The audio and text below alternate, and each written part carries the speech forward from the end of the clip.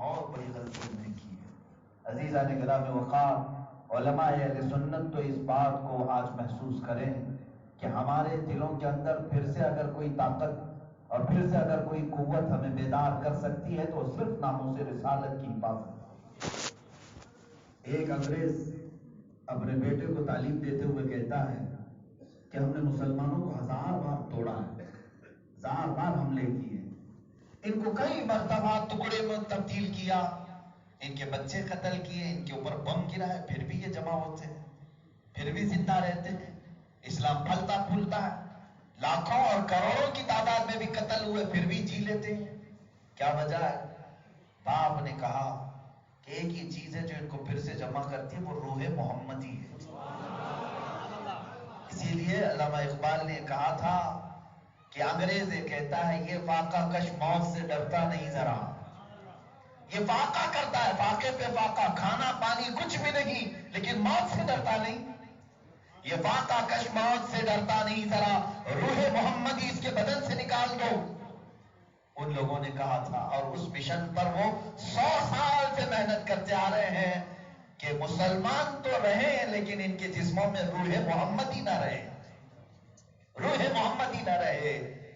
اور آج 100 سال کے بعد وہ حالات دیکھنے کو مل رہے ہیں، مسلمان آج کروڑوں کی تعداد میں ہیں لیکن ان کے جسموں میں روح محمدی نہیں۔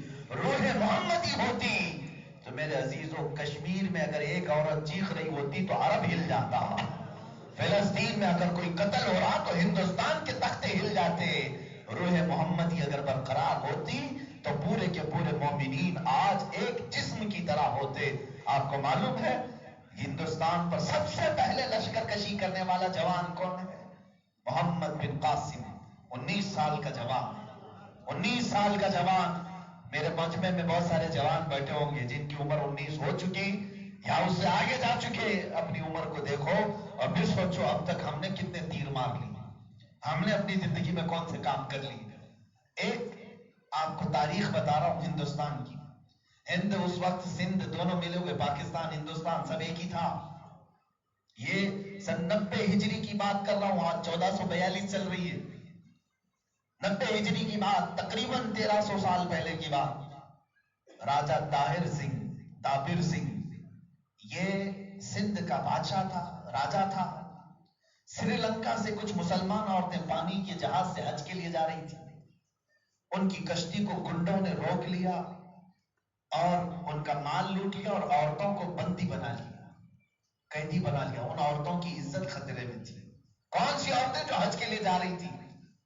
اس اثنا میں کچھ ہندوستان میں تجارت کرنے کے لیے آئے ہوئے عرب کے کچھ لوگ، انہوں نے یہ دیکھا کہ گنڈے گرفتار کیے ہوئے مسلمان عورتوں، وہ مسلمان عورت جاتے جاتے راجہ کی طرف اتنا پکار کر کہتی ہے کوئی میرا بھائی زندہ جو مجھے یہاں سے آزاد کرا اور میری عزت کی حفاظت کرے۔ وہ جو عرب کے تاجر تھے انہوں نے سنا، واپس عرب پہنچے۔ یہ دور تھا حجاج بن یوسف کا، گورنر تھا، اس کا بھتیجا ہے محمد بن قاسم، 19 سال کا جوان دربار میں کھڑا تھا۔ یہ عرب کے تاجر آ کر کے ہندوستان سے وہاں کے قصے سنا رہے تھے کہ ہم نے ہندوستان میں ایک راجہ کو دیکھا جو مسلمان عورتیں حج کے لیے نکلی تھی ان کو گنڈوں کے ذریعے گرفتار کیا اور ان کی عزت کے ساتھ کھلواڑ ہو رہا ہے۔ وہ عورتیں پکار رہی تھی کوئی ہمارا بھائی زندہ ہے۔ گورنر ابھی اپنی کرسی پر بیٹھا ہے، خلیفہ تک یہ بات کہی نہیں، مجمع میں چلتا ہوا 19 سال کا جوان کھڑا ہو گیا اور دربار میں سامنے آیا اور پکار کر کہتا ہے لبیک یا اختی، اے میری بہن میں آ رہا ہوں، میں آ رہا ہوں۔ 19 سال کا جوان وہاں سے پکارا ہے عرب سے اور اپنے چچا سے کہا کہ مجھے ایک چھوٹا سا لشکر دے دے، میں ہندوستان جا رہا ہوں۔ ہند کی طرف وہ 10,000 کا لشکر لے کر کے پہلی مرتبہ آنے والا محمد بن قاسم، سرکار غریب نواز رضی اللہ تعالیٰ عنہ سے تقریباً 400 سال پہلے کی بات، حضور سرکار غریب نواز سے 400 سال پہلے کی بات۔ محمد بن قاسم سندھ کے راستے آئے اور پہلے پیغام دیا کہ عورتوں کو آزاد کر دو، ان مسلمان عورتوں کی عزت سے نہ کھیلو۔ لیکن غرور اور گھمنڈ کے نشے میں اس راجہ نے یہ سمجھا کہ یہ چھوٹی طاقتیں ان کو ابھی ہم پیروں سے رون دیں گے، معلوم نہیں تھا کہ یہ جوان 19 سال کا تو ہے لیکن روح محمدی سے بھرا ہوا آیا، اور جب دعوت مبارزت پیش کی، جنگ کا دھبل بجا، 3 دن نہیں جنگ چل سکی، 3 دن نہیں چل سکی۔ اس قوت حیدری کے پیکر محمد بن قاسم نے راجہ داور سنگھ کے پورے گنڈوں کو قید کیا، اس کی فوج کو تتر بتر کیا، خود راجہ گرفتار ہو کر قیدی بن کر کے آیا۔ اور اس کے بعد آیا تھا محمد بن قاسم کچھ عورتوں کی عزت بچانے کے لیے، لیکن ہندوستان پر پرچم اسلام بھی لہراتے۔ آج بھی الہ آباد یونیورسٹی کی بہت ساری لائبریریوں میں تاریخ لکھنے والے پنڈت، ہندو پنڈت محمد بن قاسم کی تاریخ لکھتے ہوئے کہتے ہیں، ہم نے کبھی آج تک اس طرح کا عدل و انصاف کرنے والا حکمران نہیں دیکھا جو 19 سال کی عمر میں آ کر کے ہمیں دائرہ اسلام کیا ہے یہ سکھا گیا تھا۔ اور اس وقت اس نے اعلان کیا تھا، ہند کی سرزمین پر جو جس مذہب کے ساتھ رہنا چاہ رہے، ہمارا دین جبر کے ساتھ داخل نہیں کرتا، زور زبردستی سے اسلام میں نہیں بلاتا، اپنے اپنے دین پر قائم رہو۔ محمد بن قاسم نے صرف 2.5 سال کے اندر ایسا عدل و انصاف قائم کیا تھا کہ سندھ کی سرزمین میں ہر جگہ سے محمد بن قاسم کو پکارا جاتا تھا۔ 21 سال کی عمر میں تو انتقال بھی ہو گیا، 21 سال کی عمر میں انتقال بھی ہو گیا، اور تاریخ میں آج تک رقم ہے نام ایک جوان کا، محمد بن قاسم، جس نے پہلی لشکر کشی کی تھی اس ہندوستان میں، اور اسی کے قدوم میمنت کی وجہ سے آج ہم بھی مسلمان ہیں۔ اسلام آیا، سرکار غریب نواز رضی اللہ تعالیٰ عنہ نے پھیلایا ہے، یہ الگ بات ہے، لیکن ان سے 400 سال پہلے ہی عرب سے لشکر لے کر کے آنے والا جوان، اے نوجوانوں، اے غیور مسلمانوں، میں تم سے پوچھتا ہوں آج تمہارے ہاتھ کس کام میں مشغول ہیں؟ آج نہ جانے کتنی مائیں اور بہنیں اپنی عزت لوٹنے کی شکایتیں کر رہی ہیں، ہم میں سے کسی کے کانوں پر جوں تک نہیں رہتی، ہمارے احساسات مردہ ہو چکے۔ ہم نے کیا اخبارات نہیں دیکھے، شام کو لٹتے ہوئے، عراق کو تباہ ہوتے ہوئے، یمن کو برباد ہوتے ہوئے، اور فلسطین کے بچوں کی چیخیں کیا نیوز میں نہیں دیکھتے آج؟ بلکہ میں تو سمجھتا ہوں اب حالات ایسے ہو گئے ہیں نوجوانوں کے، یہ سب حالات جیسی اخبارات میں آتے ہیں اس کو سکپ کر کے یہ سوچتے ہیں کوئی اچھی تصویر دیکھنے کو مل جائے، ننگی عورتیں دیکھنے کو مل جائے۔ امت مسلمہ ایک طرف تڑپ رہی ہے، ان کی تڑپ کو دیکھنے کی بجائے لوگ گندی عورتوں کی تصویریں دیکھنے میں رات گزار رہے ہیں۔ اے نوجوانوں، آپ سے سوال ہوگا، ان تمام باتوں کا سوال ہوگا قیامت کے دن۔ حدیث پاک میں ہے، رسول کریم صلی اللہ علیہ وسلم فرماتے ہیں، لا تزول قدما ابن آدم حتی یسأل عن خمس۔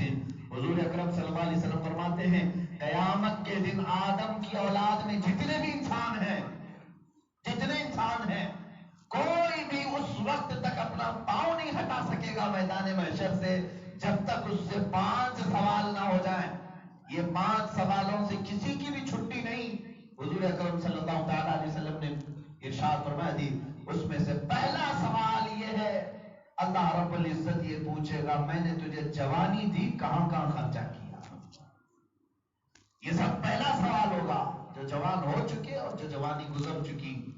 اب محدثین فرماتے ہیں جوانی کا حساب دیتے دیتے کچھ لوگوں کو 300 سال لگ جائیں گے، کچھ لوگوں کو 500 سال لگ جائیں گے، اس لیے کہ جوانی کے حالات اتنے سخت ہیں۔ بچپن میں معلوم نہیں تھا، بڑھاپے میں ریٹائر ہو گئے تھے، جو کچھ کیا سب جوانی میں کیا، حساب تو اسی کا دینا ہی تھا۔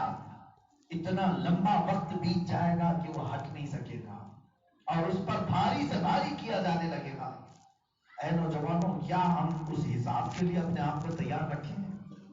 کیا ہم اتنے 100 سال میدان قیامت میں کھڑے ہونے کی طاقت رکھتے ہیں؟ اور نہیں ہے تو اپنی راتوں کو صاف کر لو، اپنی تنہائیوں کو پاک کر لو۔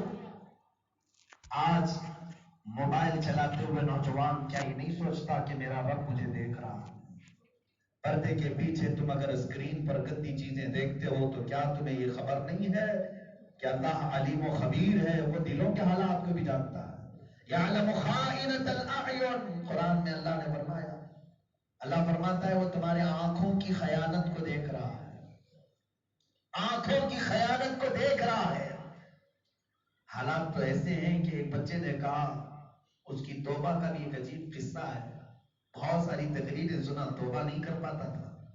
کہتا ہے ایک دن گھر میں بیٹھا ہوا اچانک, ظاہر سی بات ہے کچھ نہ کچھ غلط چیزیں دیکھ رہا تھا, پردہ ہلا اور ایسا لگا کہ کوئی آ رہا ہے تو جلدی سے اس نے چھپا لیا.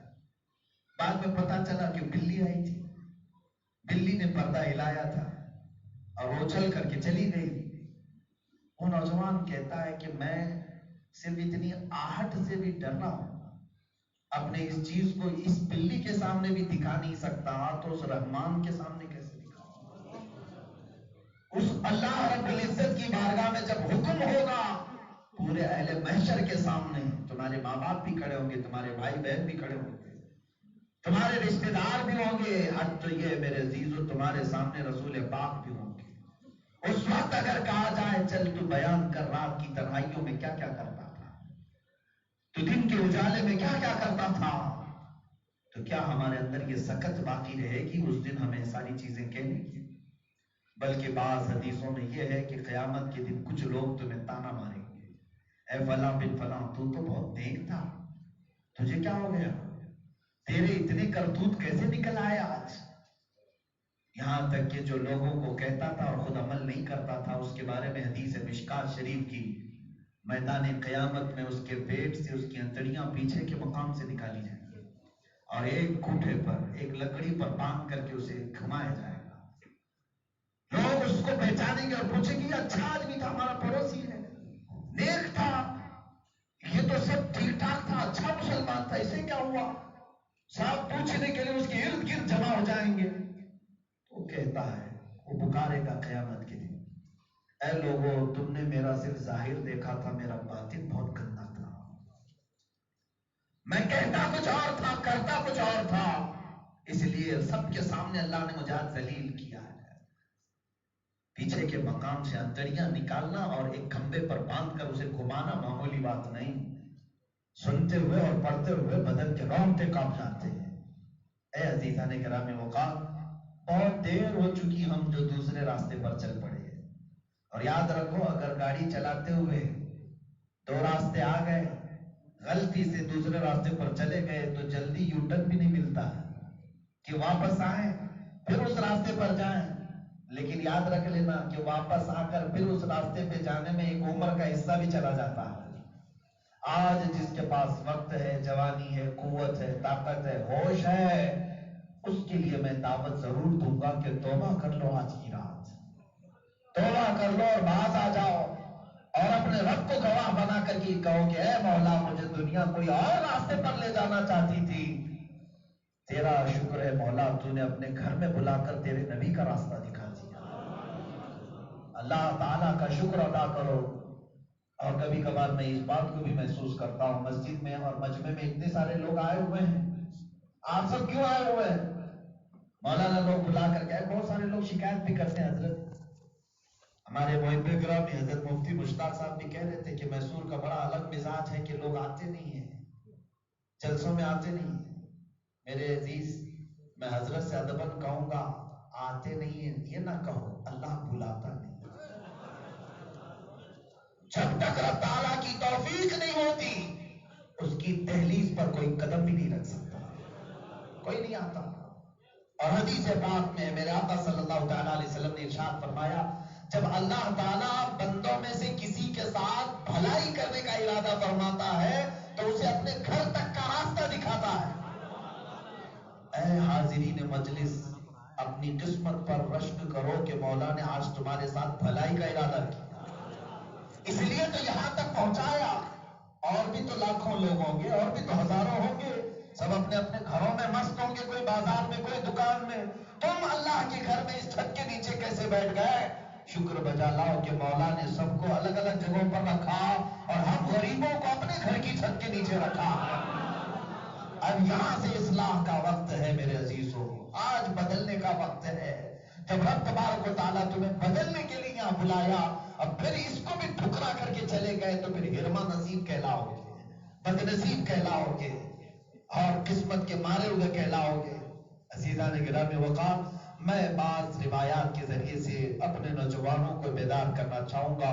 جوانی میرے عزیزوں انگارے اگلتی ہوئی شباب کے ساتھ آتی میں جانتا ہوں گناہوں کی خواہشیں روز امنگیں لیتی ہیں، روز انگڑائیاں لیتی ہیں، ہر صبح ایک الگ خطرے کے ساتھ دستک دیتی ہے، ہر شام ایک نئے گناہ کے ساتھ بستر پر ہم آتے ہیں۔ یہ تمام معاملات اپنی جگہ پر، لیکن میں سمجھتا ہوں جس مسلمان کو اپنے نبی رحمت صلی اللہ تعالیٰ علیہ وسلم سے لگاؤ ہو جائے، عشق ہو جائے، ہر قدم پر میرے مصطفیٰ کی اعانت اس کے ساتھ رہے گی، میرے آقا صلی اللہ علیہ وسلم کی مدد اس کے ساتھ رہے گی، اور حضور پاک صلی اللہ تعالیٰ علیہ وسلم کا تذکر اسے گناہوں سے بچاتا رہے گا، چاہے جیسی بھی ڈینجر حالات آ جائے۔ تم یہ کہتے ہو کہ ہم حالات سے بچ نہیں پاتے، ہم گناہوں کی لے میں چل پڑتے ہیں، ہم 1000 بار توبہ کرتے ہیں پھر بھی چلے جاتے ہیں۔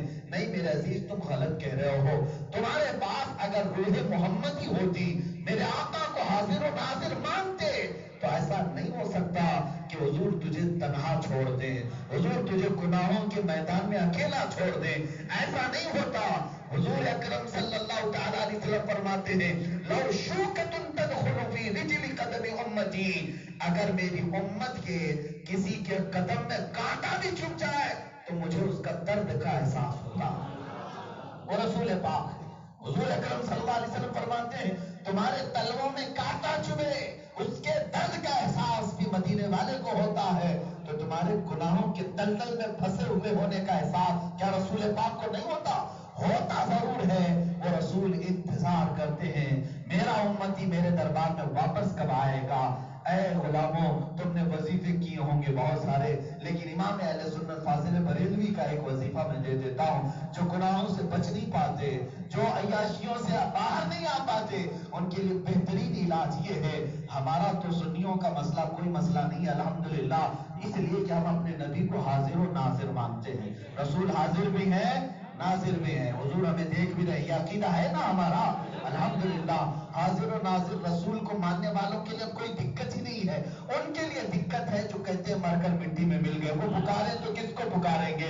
سنیوں کے پاس تو رسول ہر جگہ موجود ہے، وہ جہاں تصور کرے گا رسول کو اپنے سامنے پائے گا۔ اسی لیے امام اہل سنت نے فرمایا گناہوں سے بچنے کا اور اس دلدل سے نکلنے کا ایک بہترین وظیفہ یہ ہے، اے سنی مسلمانوں، حضور کو حاضر و ناظر جان کر یوں پکارو اور کہو یا رسول اللہ تو جو چاہے تو میل میرے دل کے دھلیں، تو جو چاہے تو میل میرے دل کے دھلیں، کہ خدا دل نہیں کرتا کبھی میلا تیرا، یا رسول اللہ خدا دل نہیں کرتا کبھی میلا تیرا، تیرے ٹکڑوں پہ پلے غیر کی ٹھوکر پہ نہ ڈال، یا رسول اللہ تیرے ٹکڑوں پہ پلے غیر کی ٹھوکر پہ نہ ڈال، چھڑکیاں کھائے کہاں چھوڑ کے صدقہ تیرا۔ حضور پاک صلی اللہ تعالیٰ علیہ وسلم کو حاضر و ناظر ماننا، جب رات کی تنہائیاں آ جائیں حضور کو حاضر و ناظر مان کر اپنے گناہوں کی شکایت حضور سے کرو، اور پھر یوں کہو یا رسول اللہ بد ہیں تو آپ کے، بھلے ہیں تو آپ کے، ٹکڑوں پہ یہی کے پلے ہیں، رخ کدھر کریں، ہم کہاں جائیں، تجھ سے جو منہ چھپائیں تو کریں کس کے سامنے، یا رسول اللہ تم سے جو منہ چھپائیں تو کریں کس کے سامنے، کیا اور کسی سے توقع نظر کی ہے؟ ہم جانتے ہیں ہمارے گناہوں کی داستان کسی اور کو سنائے تو زندگی بھر وہ ہم سے نفرت کرنے لگے گا۔ ایک ہی عدالت ہے وہ مصطفیٰ کی، جہاں بندہ رو کر کے سناتا ہے تو میرے آقا لب ہلا کر اس کی سفارش بھی فرماتے ہیں اور مولا اس کی توبہ قبول بھی فرماتا ہے۔ اے سنی مسلمانوں، رسول کریم صلی اللہ تعالیٰ علیہ وسلم کی محبت میں فدا جوانوں کو اگر گناہ استقبال بھی کرتے ہیں تو کیسے فیس کرتے ہیں؟ کلیوبی کی ایک حکایت ہے، شہاب الدین کلیوبی رحمۃ اللہ علیہ فرماتے ہیں 3 نوجوان بھائی تھے، سگے بھائی تھے، ایک عیسائی بادشاہ کی قید میں آ گئے، عیسائی بادشاہ نے انہیں قید کر لیا اور گرفتار ہو کر کے جب دربار میں آئے، تینوں نوجوانوں سے اس بادشاہ نے کہا کہ تم میرا دھرم قبول کرو، میرے دین میں آ جاؤ ورنہ میں سختیاں کروں گا۔ انہوں نے کہا نہیں، دین اسلام سے بہتر روئے زمین پر کوئی دین نہیں۔ وہ قیدی جوان بھی کیا کہنے لگے، اس بادشاہ سے کہنے لگے اگر تجھے عقل سلیم ہے تو بھی یہ دین قبول کر لے۔ قید کے عالم میں بھی اسلام کی دعوت دینا یہ ہمارے اسلاف کا طریقہ ہے، یہ ہمارے بزرگوں کا طریقہ رہا۔ اگر ہم گرفتار بھی ہو جائیں تب بھی ہم حضور کی طرف دعوت دیں گے۔ ہمیں جلاد اگر پھانسی پر چڑھائے اس جلاد کو بھی دعوت دے کر جائیں گے۔ ہمارا یہی عقیدہ ہونا چاہیے اور ہمارا یہی طریقہ ہونا چاہیے۔ تینوں نوجوانوں نے اس رات بادشاہ سے جب یہ کہا تو وہ چلا گیا. اس نے کہا ایک آفر بھی دیتا ہوں، اگر دین عیسائیت قبول کر لو گے تو بڑے عہدے بھی دے دوں گا، اچھی لڑکیوں سے شادیاں بھی. جوان تھے، 22 23 25 سال کے قریب تھے.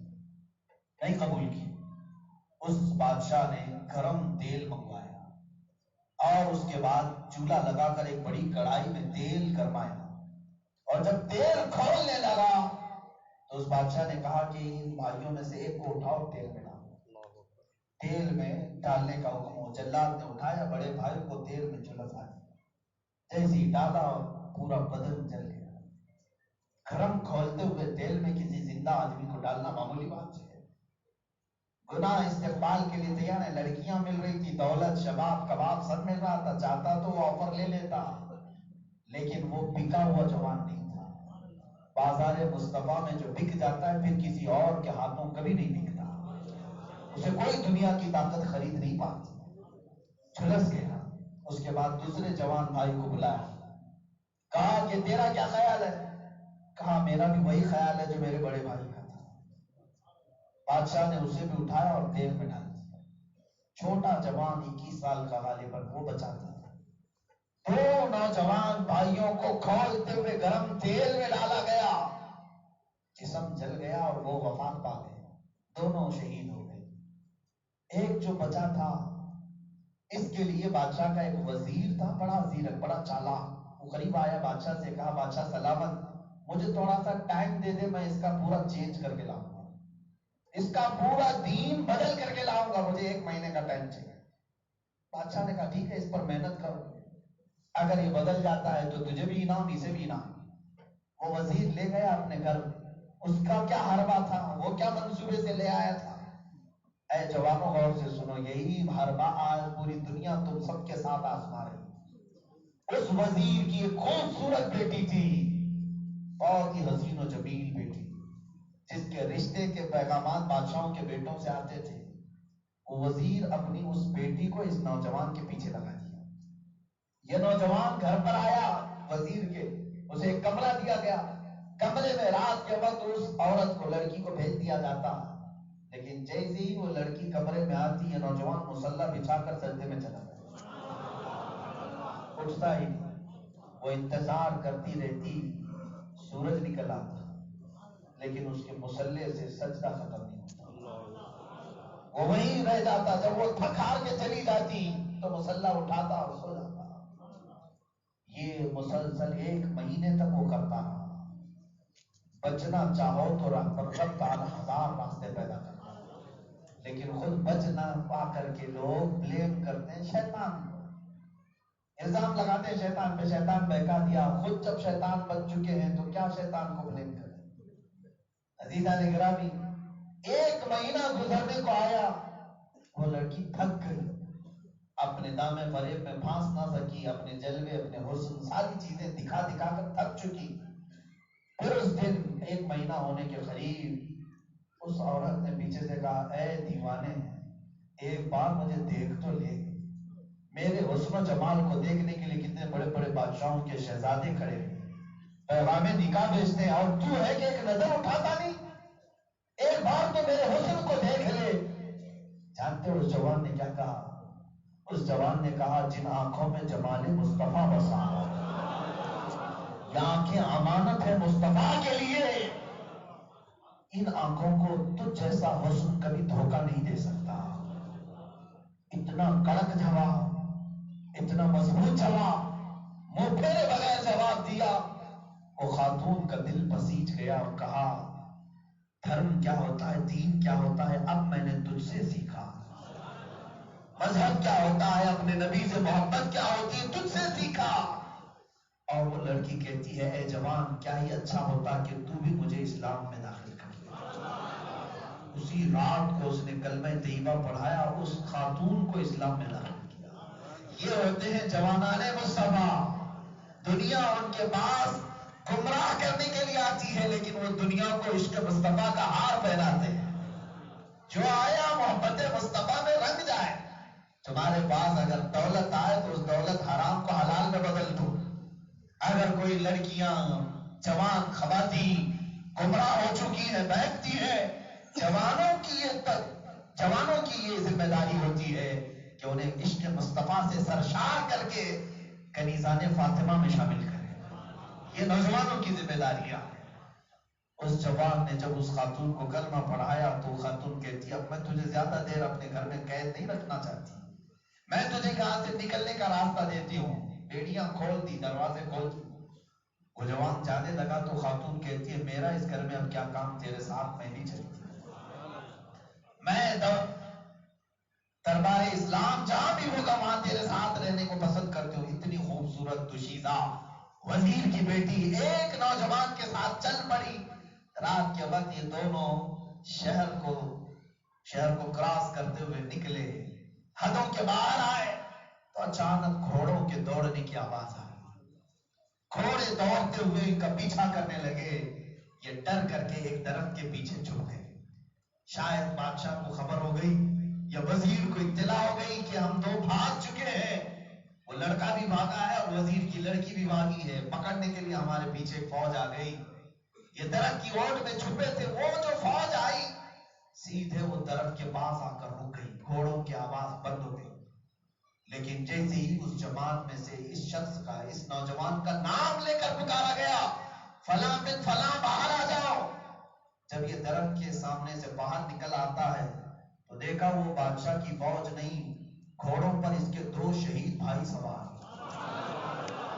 جن کو تیل میں کھولتے ہوئے بادشاہ نے ڈال دیا تھا, وہ گھوڑے پر سوار آئے. یہ ڈر کر کے سہم گیا, کیا میں حقیقت دیکھ رہا ہوں یا خواب دیکھ رہا ہوں؟ میرے دو شہید بھائی گھوڑوں پر کیسے آئے؟ ان دونوں بھائیوں نے کہا اے ہمارے ننھے بھائی, تو حقیقت دیکھ رہا ہے, کیا تو نے قرآن میں نہیں پڑھا اللہ کی راہ میں جو مارے جائیں انہیں مردہ نہ کرو, وہ زندہ ہیں تمہیں اس کا شعور نہیں. یہ جو جماعت آئی ہے یہ بادشاہ کی فوج نہیں, اس میں اصحاب بدر, اصحاب احد, شہید صحابہ کی جماعت ہے, شہید صحابہ کی جماعت ہے. ہم آئے ہیں تو اور تیری یہ ساتھ نکلنے والی خاتون کا نکاح پڑھانے کے لیے کہ تم راستے میں اجنبی نہ جاؤ, تم نکاح کے بندھن میں بندھ جاؤ اور پاکیزہ راستے سے تم جاؤ. اللہ اکبر. میرے عزیزوں, اس جوان نے اپنے دو شہید بھائیوں کو دیکھا تو سہم گیا, رونے لگا اور یاد کیا اس منظر کو. قسم خدا کی کیا منظر رہا ہوگا. آج آپ کے بچے کو کوئی تھوڑا سا چھری لگا دے, دل پر چھری چلتی ہے. آج آپ کے بھائی کو کوئی ایک مکہ مار دے, آپ آپے سے باہر ہوتے ہیں. اس جوان نے اپنے دو بھائیوں کو کھولتے ہوئے تیل میں جلتے دیکھ کر کے کیا محسوس کیا ہوگا. کیا ہم اس تکلیف کو آج احساس کر سکیں گے؟ وہ نوجوان بھائی احساس کے ساتھ رونے لگا. دونوں بھائیوں سے کہتا ہے جب وہ ظالم جلاد اے میرے بڑے بھیا آپ کو تیل میں ڈال رہا تھا, میرے رونگٹے کانپ رہے تھے. وہ درد کا احساس میں بھول نہیں پاؤں گا. آپ کو کتنا درد ہوا ہوگا, آپ کی چمڑی جھلس گئی تھی, کس قدر تکلیف سے آپ اس تیل کی کھولتے ہوئے کڑائی سے باہر آئے تھے. اتنا کہتا جا رہا تھا یہ جوان بھائی. دونوں بھائیوں نے گھوڑے پر سے کہا اے ننھے, کس تکلیف کی بات کر رہا ہے, کس درد کی بات کر رہا ہے, کون سی کلفت کی بات کر رہا ہے؟ ہمیں تو کوئی درد نہیں تھا, ہمیں تو کوئی غم نہیں تھا. کہا کوئی درد نہیں ہوا, گرم تیل میں کھولتے ہوئے کوئی آپ کو جھرجھراہٹ نہیں لگی. کہا کیسے لگتی, جب یہ ظالم ہمیں تیل میں ڈال رہا تھا سامنے تو مصطفیٰ کریم کی ذات تھی. میرے آقا صلی اللہ تعالیٰ علیہ وسلم اپنے جمال جہاں آرا کے ساتھ تھے. عزیزان گرامی وقار, حضور اکرم صلی اللہ تعالیٰ علیہ وسلم کے دیدار میں ماں رہ کر کے بھلا روح نکلنے کا بھی درد کسی کو ہو سکے گا؟ عزیزان گرامی وقار, یہ ہے میرے آقا صلی اللہ تعالیٰ علیہ وسلم سے وفا کرنے والے جوان. اگر وہ کھولتے ہوئے تیل میں بھی جائیں تو انہیں درد کا احساس نہیں ہوگا. یہی امام احمد بن حنبل رضی اللہ تعالیٰ, چار اماموں میں سے ایک امام ہیں, حق بات کا اعلان کیا تھا خلیفہ وقت کے سامنے. اس وقت ایک مسئلہ چل رہا تھا, لوگ بہک رہے تھے, گمراہ ہو رہے تھے. قرآن کو کہہ رہے تھے فنا ہونے والا, قرآن کو وہ مخلوق کہہ رہے تھے فانی ہے, اور علماء اہل سنت حق علماء کہہ رہے تھے قرآن باقی ہے, اللہ کی صفت ہے, قرآن کبھی فنا نہیں ہوگا. ہمارا عقیدہ کیا ہے؟ قرآن کبھی فنا نہیں ہوگا, یہ اللہ کا علم ہے. قرآن یہ ورقوں کو نہ سمجھو, قرآن علم الہی ہے. اگر ورق جلا بھی دو گے تو قرآن کبھی ختم نہیں ہوگا. امام احمد بن حنبل نے یہ فتویٰ دیا تھا اپنے زمانے میں، ان کو ایک بعد دیگرے 3 بادشاہوں نے عباسی زمانے میں، عباسی سلطنت کے 3 خلیفاؤں نے کوڑے مارے، 100 کوڑے مارے۔ امام احمد بن حنبل آپ کی کمر جھک گئی تھی، ایک وقت وہ بھی آیا کہ جلاد جب آپ کو مارنے کے لیے دونوں ہاتھ باندھ چکا، صرف جسم پر تہبند تھی، لنگی پہنے ہوئے تھے، اور ننگی پیٹھ پر کوڑے مارے جاتے تھے۔ کوڑا کوئی بیلٹ کا نام نہیں ہے، وہ چمڑے کا پٹا ہوتا تھا۔ آج کے زمانے میں ایک کوڑا مارا جائے تو جسم کی چمڑی لگ کر آ جائے گی۔ 100 کوڑے مارے جاتے، کسی کا انتقال ہو جاتا۔ امام احمد بن حنبل پر جب کوڑے مارے جا رہے تھے، جانتے ہیں وہ ہر کوڑے پر الحمدللہ کہتے تھے، الحمدللہ کہتے۔ کس بات پر کوڑا کھا رہے ہیں؟ کس بات پر؟ صرف دین مصطفیٰ کی حمایت میں کھا رہے تھے، اپنے گھر بچانے کے لیے نہیں نکلے تھے۔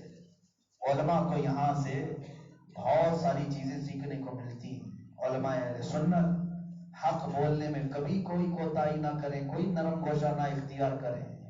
ظالم حکومت اگر تمہاری گردنوں پر بھی آ کر بیٹھ جائے، تمہیں جیل کی سلاخوں پہ بند کرنے کی دھمکیاں دیں، تب بھی امام احمد بن حنبل کو یاد کریں کہ جو امام حق ہو کر، جن کو 5 لاکھ حدیثیں یاد تھی رسول اللہ کی، 5 لاکھ حدیثیں یاد تھی، وہ کوڑے کھا رہے ہیں، تو ہم جیسوں کو تو اور بھی زیادہ حق بنتا ہے کہ کوڑے کھائیں۔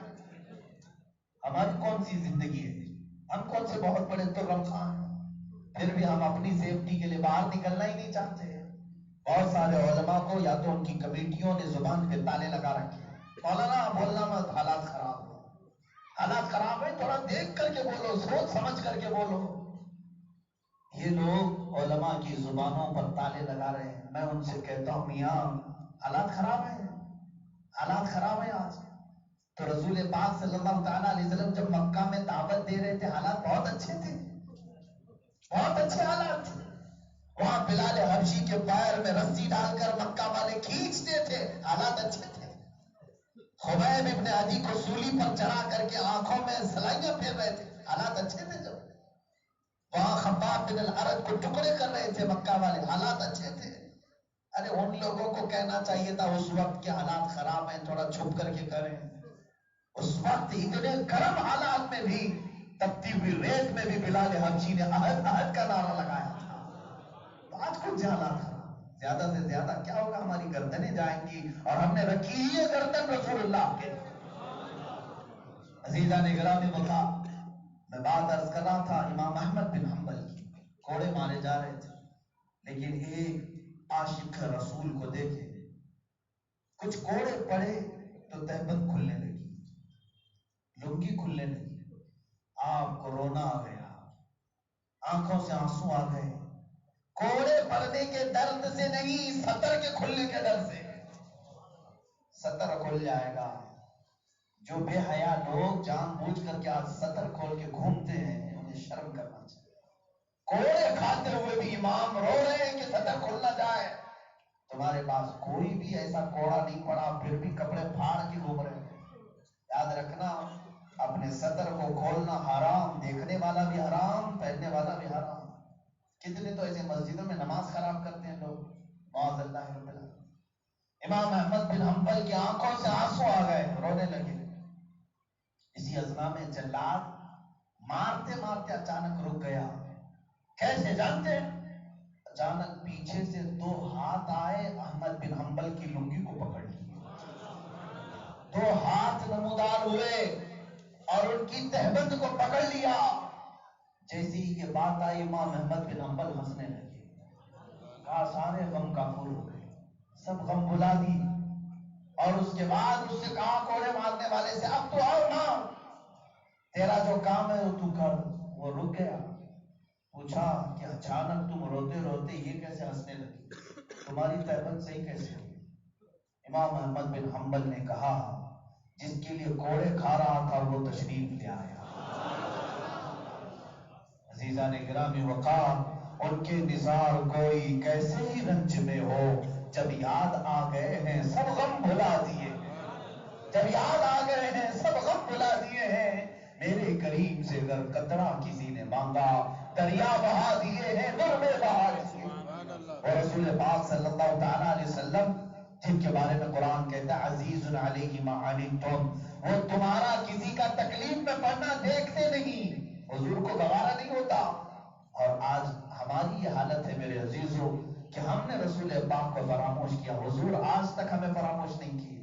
آج بھی اگر مدد کے لیے بلاؤ تو میرے آقا تشریف لاتے، وہ ٹوٹے ہوئے دلوں کا سہارا بن کر تشریف لاتے ہیں۔ میرے آقا صلی اللہ تعالیٰ علیہ وسلم کی ناموز پر پڑوسی ملک میں ابھی 2 سال قبل ایک بندے کو پھانسی کی سزا دی گئی تھی، آپ کو معلوم ہوگا، پھانسی کی سزا سنائی گئی تھی اور پھانسی بھی ہو گئی۔ 4 سال جیل میں رکھنے کے بعد ایک نوجوان کو پھانسی پر چڑھایا گیا تو پھانسی کا پھندا چومتے ہوئے لٹک گیا، لیکن اس سے پہلے اس نے جو بات کہی وہ ہمارا ایمان تازہ کرتی ہے۔ اس نوجوان ملک ممتاز نے یہ کہا تھا کہ میں جیل میں 4 سال تھا، 4 سال کے دوران 3 بار رسول اللہ کو دیکھا۔ وہ بڑے کریم ہے جو ان کے نام پر لٹتا ہے، میرے آقا اس کے لیے تشریف بھی لاتے ہیں، میرے آقا اس کے لیے مدد کے لیے تشریف بھی لاتے ہیں، تسلی بھی دیتے ہیں۔ عزیزان گرامی وقار، یہی بات تو کفایت علی کافی کی زندگی میں ملتی ہے۔ علامہ کفایت علی کافی ہندوستان کی آزادی میں ایک ایسے عالم ربانی کا نام ہے جس کو آج قوم بھول چکی۔ اے سنی جوانوں، اپنے بچوں کو یہ تاریخ ضرور سنانا۔ یہاں پر تاریخ میں صرف اور صرف جن لوگوں کی فوٹو اور تصویریں لے کر 15 اگست کو گھومتے ہو، یہ تو بہت بعد کے لوگ ہیں۔ مشن کو چھیڑا تھا علماء اہل سنت نے۔ 1857 کو یاد کرو، آزاد تو 1947 میں ہوا، 90 سال سے کوئی اور محنت کر رہا تھا، جھنڈا 90 سال کے بعد لہرایا ہے آزادی کا۔ 90 سال پہلے غدر جب ہوئی تھی اس وقت 30,000 علماء اہل سنت تختہ دار پر چڑھ گئے ہیں، کئی تو کالا پانی گئے، کئی انڈمان نکوبار میں انتقال کر گئے۔ عزیزان گرامی، انہی علماء میں سے ایک عالم ربانی کی مثال دیتا ہوں، وہ کفایت علی کافی ہے۔ مراد آباد شہر کے رہنے والے ایک ایسے غیور عالم دین، اللہ ہماری جماعت میں ایسے علماء پیدا فرما جو قوم کے دلوں میں محبت رسول صرف سکھائے نہیں بلکہ جلائے اور اسے اور روشن کرے، جیسے امام اہل سنت فاضل بریلوی رضی اللہ تعالیٰ عنہ نے فرمایا الروح فزد حرقا، ایک شعلہ دیگر برزن عشقا۔ یہ اعلیٰ حضرت رضی اللہ تعالیٰ عنہ نے فرمایا یہ جان بھی پیارے جلا جانا۔ یہ اعلیٰ حضرت نے فرمایا حضور کی بارگاہ میں کہ اب عشق کی شمع ایسی پھوٹ جائے کہ اب اور ہم جل جائیں، اے عشق تیرے صدقے جلنے سے چھٹے صدقے، جو آگ بجھا دے گی وہ آگ لگائی ہے۔ مراد آباد شہر میں کفایت علی کافی کا ایسا ہولڈ تھا کہ انگریز قریب نہیں آتے تھے۔ آج الحمدللہ اس شیر میسور کے شہر میں بیٹھ کر گفتگو کر رہا ہوں، جن کے قدموں میں بیٹھنا الحمدللہ ہم بھی اپنی سعادت محسوس کرتے ہیں۔ شیر میسور حضرت ٹیپو سلطان شہید رحمت اللہ تعالیٰ علیہ۔ عزیزاں، ٹیپو سلطان صرف تصویروں کے لیے نہیں ہے، فوٹوؤں کے لیے نہیں ہے، میں سمجھتا ہوں وہ ہماری قوم کی زندگی ہے، وہ ہماری قوم کی زندگی ہے۔ اگر کسی کی نفس دھڑکنا بند کرے تو میں سمجھتا ہوں اس بچے کو ٹیپو سلطان کے قصے سناؤ وہ زندہ ہو جائے گا، بیدار ہو جائے گا۔ جو مرے ہوئے لوگ ہیں، بزدل لوگ ہیں، انہیں چاہیے کہ ایسے ویسے پہاڑی چوہوں کی تاریخ نہ پڑھے، شیر میسور کی تاریخ پڑھے، بزدلی ختم ہو جائے گی، ڈر ختم ہو جائے گا۔ میں بات عرض کر رہا ہوں، میں ادھر ادھر نہیں جانا چاہتا۔ کفایت علی کافی اس عالم ربانی کا نام ہے جس نے ایسے شورشوں کے زمانے میں فتویٰ دیا، اے سنی مسلمانوں، اپنے ایمان کی حفاظت کرنا آج تم پر فرض ہے، اور انگریز کے خلاف جہاد کرنا تم پر فرض ہے۔ جہاد کا نام لینے سے آج ڈرتے ہیں۔ آج تو الگ حالات ہے، ڈیموکریسی ہے، اس وقت تو انگریزوں کی خود پرستی تھی، وہ ڈکٹیٹرشپ تھے، اور کسی بھی عالم کو بولتا ہوا دیکھتے تو گرفتار کرتے، مار ڈالتے۔ کفایت علی کافی کے ساتھ بھی یہی ہوا، اس عالم ربانی کو گرفتار کرنے کے لیے کئی بار پولیس آئی، لیکن مراد آباد شہر سے انہیں گرفتار نہیں کیا جا سکا۔ ایک وقت ایسا آیا کہ 3,000 فوج کو لے کر کے انگریز آئے، حضرت کفایت علی کافی رحمۃ اللہ علیہ کو گرفتار کرنے کے لیے، پھر بھی نہیں ممکن ہوا تھا۔ ایک مسلمان دغا باز جو خیانت دار تھا، اس کے ذریعے سے کفایت علی کافی کو گرفتار کیا، جیسے ٹیپو سلطان کے ساتھ ہوا۔ منافقین ہماری جماعت میں آتے ہیں اور انہی سے بڑا خطرہ ہے، کافروں سے نہیں، منافقین سے خطرہ ہے. اور جو سیکولرزم کی بات کرتے ہیں سمجھ جانا کہ منافق. ہاں جو بہت کہتے ہیں نیوٹرل رہو بھائی، سیکولر رہو، تو اس سے کہو بھائی تم منافق رہو، میں مومن رہوں گا، میں مومن رہوں گا، میں ایمان کی بات کروں گا. ہاں سیکولرزم کا مطلب کیا ہے؟ یہی ہے کہ ان کا بھی کرو ان کا بھی کرو، ساری چیزیں. میرے عزیزوں ساری پوجا پاٹ ہم سے ہی کرواؤ گے، کسی اور سے اذان کیوں نہیں دلواتے؟ بہرحال میں گفتگو کو ادھر ادھر نہیں جانے دینا چاہتا. کفایت علی کافی رحمۃ اللہ علیہ کی گرفتاری میں بھی ایک مسلمان کا ہاتھ تھا، بظاہر مسلمان تھا، قید ہو کر کے آئے. اب سنیے، توجہ چاہیے. کفایت علی کافی کو جب گرفتار کر کے انگریز اپنے دارالعمارت میں لے آئے تو جانتے ہیں بڑے دربار میں کھڑے کر کے اس عالم سے کہا گیا، علماء اگر ہمارے ساتھ ایسے حالات ہوں تو ہمارے پاس یہ تاریخ ہونی چاہیے. اگر اگلے زمانے میں ہمارے ساتھ یہ باتیں آئیں تو یہ تکلیفیں کم لگیں گی انشاءاللہ، ہماری تاریخ ہمیں یاد رہے. کفایت علی کافی رحمۃ اللہ تعالیٰ علیہ کو انگریز نے کہا تم فتویٰ بدل دو، تم ایک بار پھر سے اعلان کر دو کہ انگریز امن و امان چاہتے ہیں اور ان کی تابع داری مسلمانوں کے اوپر فرض ہے، ہم تمہیں گورنمنٹ میں کوئی عہدہ دے دیں گے. کفایت علی کافی رحمۃ اللہ علیہ نے برجستہ کہا، او نادان تو کیا سمجھتا ہے چند ٹکوں پر یہ کافی بک جائے گا؟ کفایت علی کافی اس عاشق رسول کا نام ہے جس کا جوتا پوری دنیا خرید نہیں سکے گی. آپ نے اس وقت بھی کہا کہ میں اپنے فیصلے پر اٹل ہوں. جانتے ہیں انگریزوں نے کیا کیا؟ رات کے وقت ان کے کپڑے اتار کر گرم استری پریس گرم کر کے ان کے جسم پر لگاتے تھے، جگہ جگہ استری کرتے تھے، جیسے کپڑوں کو استری کیا جاتا ہے جسم پر استری کرتے تھے، جگہ جگہ چمڑے جھلس جاتی. اور جب رات کو استری کرتے پھر آدھی رات ہونے کے بعد نمک لا کر جسم پر ڈالتے تھے. یہ کفایت علی کافی. اے سنی مسلمانوں، ہم میں سے کسی نے ایسی تکلیف آج تک نہیں اٹھائی. ہم تو مست مست کھانے کھا کر سو رہے ہیں، پھر بھی ہم جو ہے عمل کی طرف نہیں آنا چاہتے. وہ بستر موت پر بھی رسول پاک کی بات کرتے تھے. جسم جھلس گیا، نمک چھڑکا جا رہا ہے، جلن کیسی ہوتی ہوگی، درد کیسا ہوتا ہوگا. 7 دن تک یہی آپ کے ساتھ کیا جانے لگا. اس کے بعد پھر انگریزوں نے کہا یہ ٹس سے مس نہیں ہوتا، اسے پھانسی دے دو، پھانسی دے دو. روایت لکھنے والوں نے یہاں تک کہا ہے کہ اس محل کے باہر جلنے کی بو آتی تھی، جیسے گوشت بھوننے کی بو آتی ہے. پوچھا جاتا ہے گوشت نہیں بھونا جا رہا، کفایت علی کافی کے جسم پر استری پھیری جا رہی، اسی کی بو آتی تھی. محل کے اطراف بو آتی تھی، مہکتا تھا. 7ویں دن انہیں کھینچ کر کے مراد آباد شہر کے چوراہے پر لایا گیا. بہت سارے مسلمان تھے، ہو سکتا ہے بے بس تھے، لیکن پھانسی کا پھندا چوراہے پر لٹکایا گیا تھا، مین چوراہے پر. اس لیے کہ انگریز ڈرانا چاہتے تھے، عبرت کا نشان بنا دیں، سارے لوگ ڈر جائیں، سہم جائیں، مسلمان منتشر ہو جائیں، ان کے ایک لیڈر کو سب کے سامنے مارا جائے، سب ٹوٹ جائیں.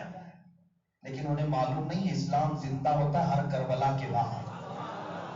اسلام زندہ ہوتا ہے ہر کربلا کے بعد. ایسی قربانیاں آتی ہیں اور اسلام زندہ ہوتا ہے. کفایت علی کافی رحمۃ اللہ علیہ کو کھینچ کر کے لایا انگریزوں نے، پھانسی کے پھندے پر لے جانے لگے اور اوپر اونچائی پر ایک ٹیبل رکھ کر کے انہیں چڑھایا گیا. مسلمانوں کی آنکھوں میں آنسو تھے یہ دیکھ کر کے. ہمارے ایک عالم اہل سنت عاشق رسول جو ہر وقت محبت رسول کی بات کرتا تھا، میرے آقا کی نعتیں لکھتا تھا، آج وہ تختہ دار پر چل رہا ہے، پھانسی کے پھندے پر جا رہا ہے. لوگ تو رو رہے تھے لیکن دیکھنے والے کہتے ہیں کفایت علی کافی مسکراتے ہوئے جا رہے تھے، ہنستے ہوئے جا رہے تھے، پھندے کے قریب پہنچے، نہ پیشانی پہ کوئی شکن ہے نہ کوئی ٹینشن کے آثار ہے، کچھ نہیں. میرے عزیزو یہ عاشق رسول ہوتا ہے جو فنا پر رسول ہوتا ہے. پلٹ کر پھانسی کا پھندا لینے والے تھے. انگریزوں نے کہا رکو، ہمارا دستور ہے آخری خواہش پوچھی جاتی ہے. ہم جب بھی پھانسی دیتے ہیں تو مرنے والے کی آخری خواہش، آج بھی ہے یہ اصول سب جگہ ہے. لوگ کہتے ہیں میں اپنی ماں سے ملنا چاہتا ہوں، باپ سے ملنا چاہتا ہوں، کچھ کھانا چاہتا ہوں. لوگ کچھ گوشت کھانے کی خواہش کرتے ہیں، بریانی کھانے کی خواہش کرتے ہیں، کچھ نہ کچھ کرتے ہیں مرنے والے.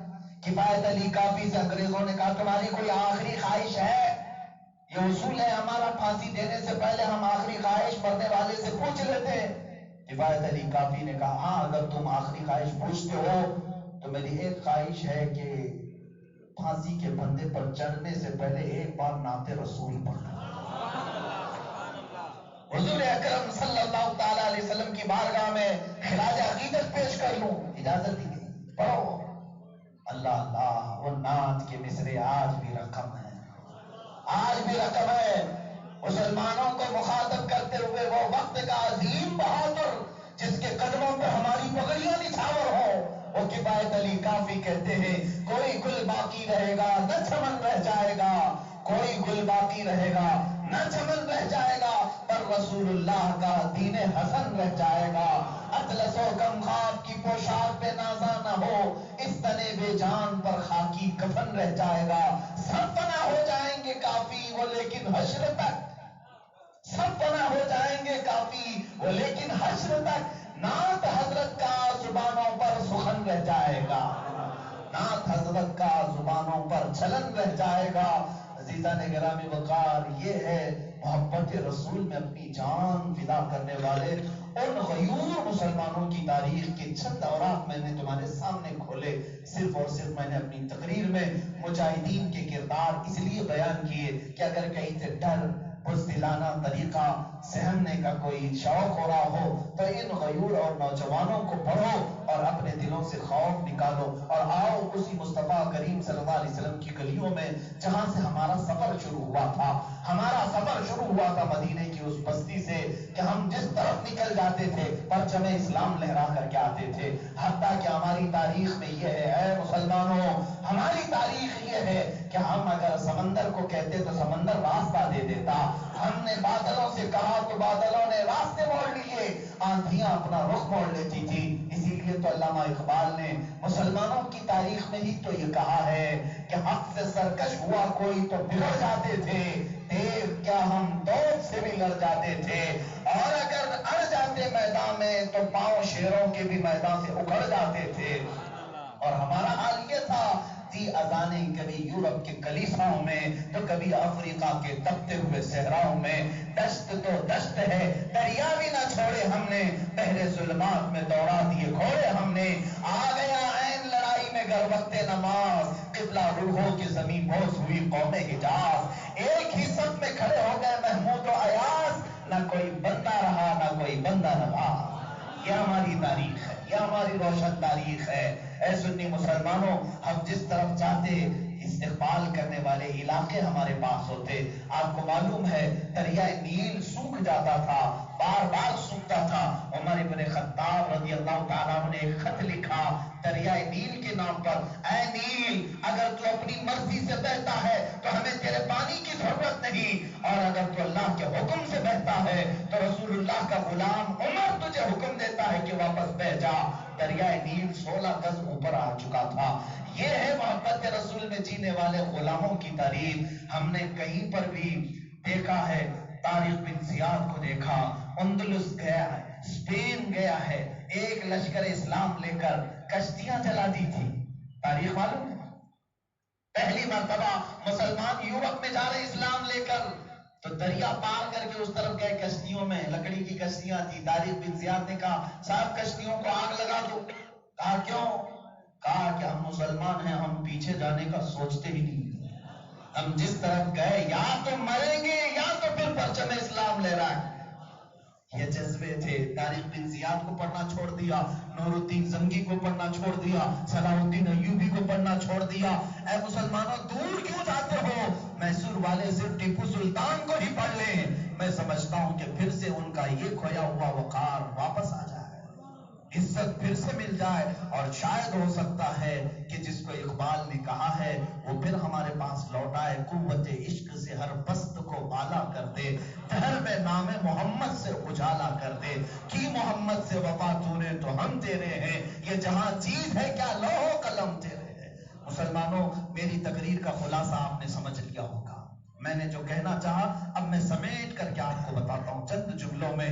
ہماری زندگی کا خلاصہ، ہمارے جینے کا خلاصہ صرف اور صرف یہ ہے، آج سے یہ طے کر لو کہ جئیں گے تو نام رسول کے لیے جئیں گے، اپنی عزت کے لیے نہیں، اپنی عزت کے لیے نہیں. اگر ہمیں کوئی گالی دیتا ہے تو معاف کر سکتے ہیں، ہماری ماں اور ہمارے باپ کو کوئی کوسے تو اسے درگزر کر سکتے، لیکن میرے نبی کی شان میں انگلی بھی اٹھائے تو ہم برداشت نہیں کر سکتے. یہ عشق رسول کی طرف ہمیں لوٹنا ہوگا، اس ایمان کی طرف ہمیں لوٹنا ہوگا. یہ عقیدہ لے کر کے چلو. اور جوانوں سے میں کہوں گا، اے جوانوں، اور ان قریب تمہاری جوانی ختم ہو جائے گی. چند سالوں کے بعد چھٹیاں پڑیں گی، تم خود شیشے میں اپنے آپ کو دیکھنے سے ڈرتے رہو گے، گھبرانے لگو گے، بڑھاپا آ جائے گا، دانت ہلنے لگے، کمر جھک گئی، اور پھر جو کر سکتے تھے وہ نہیں کر پاؤ گے. اسی لیے آج اللہ تعالیٰ نے جو جوانوں کو طاقت دیا، قوت دیا، وقت دیا ہے، اس کو غنیمت جانو اور اٹھ جاؤ، بیدار ہو جاؤ. ان علماء کو کیا سمجھتے ہو؟ کیا یہ علماء لاوارث ہیں، یہ یتیم ہیں، یا پھر یہ پیسوں کے لیے تمہارے در در کے دروازے کھٹکھٹاتے ہیں؟ ان کا کیا ہے تمہارے ساتھ؟ میرے عزیزوں، علماء کی ایک جماعت ہمیشہ اس کام کے لیے اللہ نے رکھی ہے کہ وہ رسول کی طرف لوگوں کو واپس لائے، حضور کی طرف واپس لائے. مجھے بتاؤ، اس مجمع کو جمع کر کے ان علماء نے تم سے کون سی پراپرٹی خریدی، کون سے بنگلے بنائے، کتنی جائیدادیں ان کی ہوئی؟ یہ 25-25 سال، 30-30 سال تمہارے مسلوں کی امامت کرتے ہیں، اور جس وقت ان کا جنازہ جاتا ہے تو پتہ چلتا ہے کہ کرائے کے گھر میں پوری زندگی گزاری. یہ علماء ربانیین ہیں جو آج بھی تمہارے درمیان موجود ہیں. آج اگر یہ تمہیں اٹھا رہے ہیں، بیدار کر رہے ہیں، تو ان کا ساتھ دو، کھڑے ہو جاؤ ان کے ساتھ شانے سے شانہ ملا کر. اور اللہ کے رسول صلی اللہ تعالیٰ علیہ وسلم کی حدیث سے امام غزالی فرماتے ہیں، احیاء العلوم میں، جب مولا تعالیٰ کسی قوم سے ناراض ہوتا ہے تو سب سے پہلے اس قوم سے اپنے علماء کو ہٹا دیتا ہے. علماء چلے جاتے ہیں، یا تو انتقال کر جائیں گے یا ہجرت کر جائیں گے، پھر وہاں صرف بدترین لوگ ہوں گے اور ان پر اللہ کا عذاب آئے گا. یہ امام غزالی فرماتے ہیں علماء کو اللہ سب سے پہلے اٹھائے گا وہاں سے. کہیں ایسا نہ ہو کہ بدعملیوں کے متعلق یہ محنت کرتے کرتے تھک جائیں اور چھوڑ کر کے چلے جائیں. دوسرا جملہ میں آپ کو بتاؤں، ایک عالم ربانی اگر کسی محلے سے جاتا ہے قوم کی نافرمانیوں سے اکتا کر کے، تو امام غزالی فرماتے ہیں علم کا جنازہ اس کے ساتھ جاتا ہے، اس آبادی سے علم کا جنازہ چلا جاتا ہے، اور برسوں تک اس محلے کی نسل میں مولا کبھی عالم نہیں پیدا کرتا. یہ ان کے لیے عذاب ہو جاتا ہے. مجھے بڑی خوشی اس بات کی ہوئی کہ یہ مجلس علماء اہل سنت جنہوں نے آج کا یہ پروگرام منعقد کیا، اور مجھ فقیر کو، میں بہت کم علم والا ہوں، میں صرف جذبات میں جو درد ہے وہ بیان کرتا ہوں. میں مقرر نہیں ہوں، میرے عزیز، مجھے مقرر بنا دیا ان علماء نے. میں خطیب نہیں ہوں، میرے نام کے لوگ نعرے لگاتے ہیں، میں اس کو قطعاً پسند نہیں کرتا. میں تو صرف اور صرف سمپل آپ سے گفتگو کرتا ہوں. جو درد ہمارے اندر ہے وہی درد تمہارے سینوں میں ڈالنا چاہتا ہوں. آئندہ کے جو حالات آنے والے ہیں وہ بہت سخت ہیں. آپ جغرافیہ پر نظر رکھو. ہے نوجوانوں، انٹرنیٹ پر صرف گیم کھیلنے کے لیے تمہیں جوانی نہیں دی گئی، صرف سیریل اور فلمیں دیکھ کر کے عیاشی کرنے کے لیے موبائل نہیں آیا. حالات پر نظر رکھو. دور کیوں جاؤ گے؟ ہندوستان کا ماحول اتنا زہریلا بنتا جا رہا ہے، اتنا زہریلا کہ اب باتیں اٹھنے لگ گئی ہیں.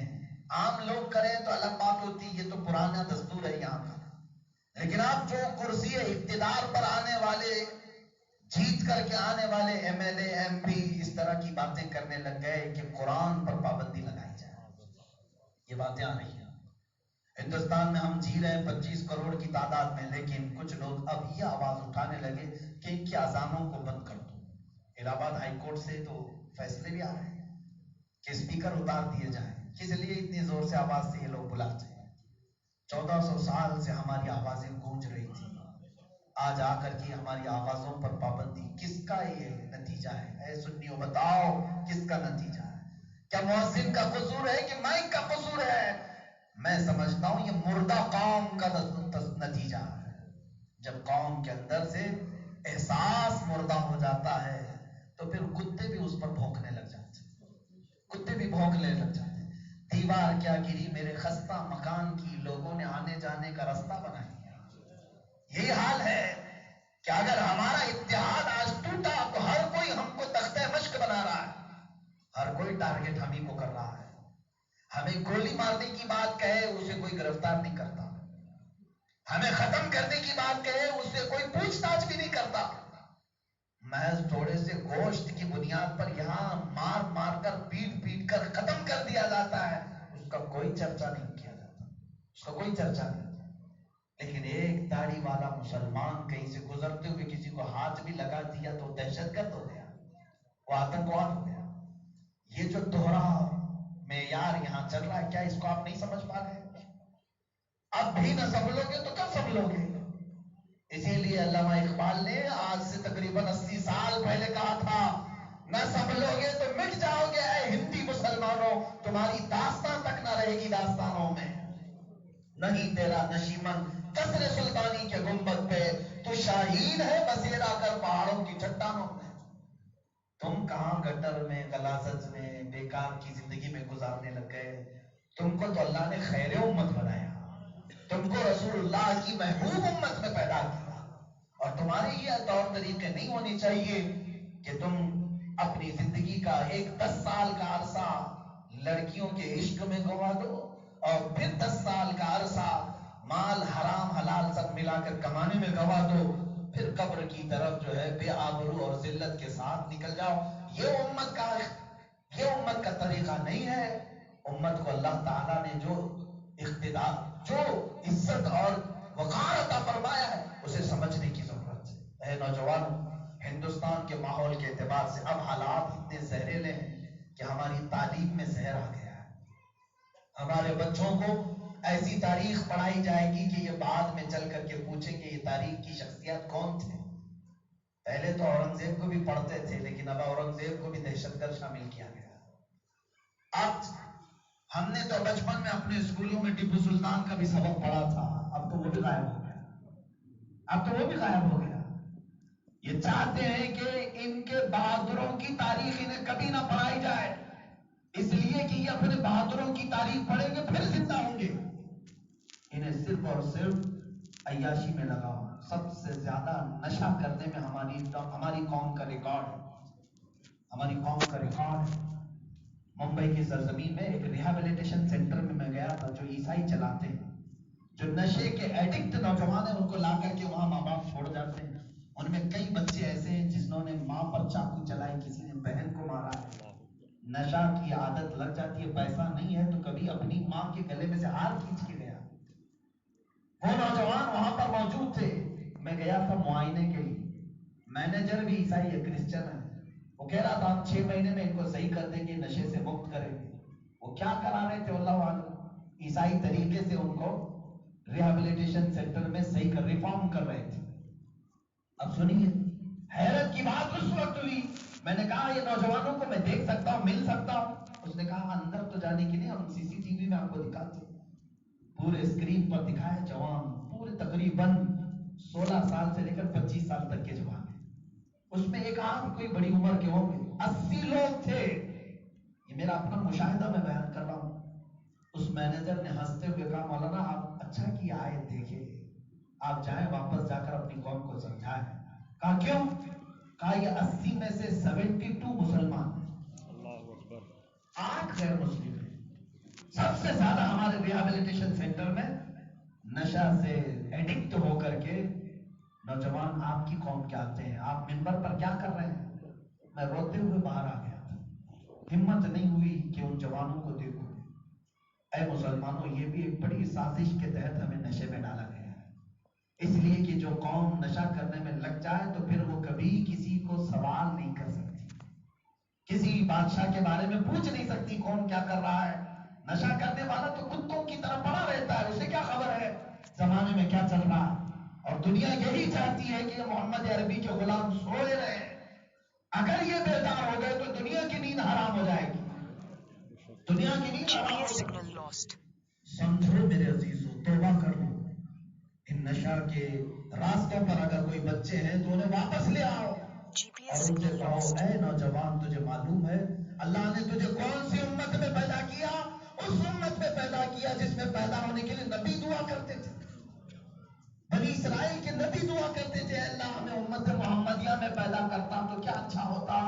اور اللہ نے تجھے بغیر مانگے اس نبی کی امت میں بنایا، اور تو آج اپنے طاقت کی وادی میں ڈالتا ہے، جو آپ اپنے آپ کو ذلت کی وادی میں ڈالتا ہے، کیا یہ اللہ کی عطا کے ساتھ، اس کے انعام کے ساتھ تو کھلواڑ نہیں کر رہا ہے؟ اس کی عطا کردہ نعمت کے ساتھ تو ناشکری نہیں کر رہا ہے کہ تو اس نے اپنے سب سے محبوب نبی میں امت میں تجھے پیدا کیا ہے؟ اے نوجوانوں، یہ میرا میسج ہے آج کا، اور اسی کام پر لگ جاؤ۔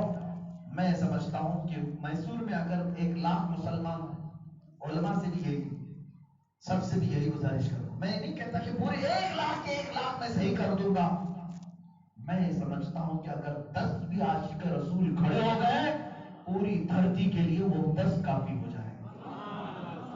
اس لیے کہ اللہ رب العزت کا جو قانون ہے، وہ جو دستور ہے، وہ پیورٹی جس کے اندر ہے، انہی لوگوں سے پوری کائنات کو بدل دیتا ہے۔ جن کے اندر اخلاص ہے، انہی سے بدلا جاتا ہے۔ ایک وقت ہندوستان میں ایسا بھی آیا تھا جب دین خطرے میں تھا، اکبر بادشاہ دوسرا نیا دین لے کر کے آ گیا تھا، دین الہی نام سے، اور بہت سارے مسلمانوں کو مرتد کیا، ممبروں سے سیٹ بجانے کا حکم دیا، اذانیں بند کرائی، اور محراب میں مورتی بھی رکھی، دونوں بھی چلیں گے، نماز بھی چلے گی، پوجا بھی چلے گی۔ یہ نیا دین لے کر آیا بادشاہ۔ ارے وہ الیکشن والا نہیں تھا، وہ تو برسوں چلنے والے بادشاہ تھے، ان کے ساتھ کوئی سامنے کھڑا نہیں ہوتا۔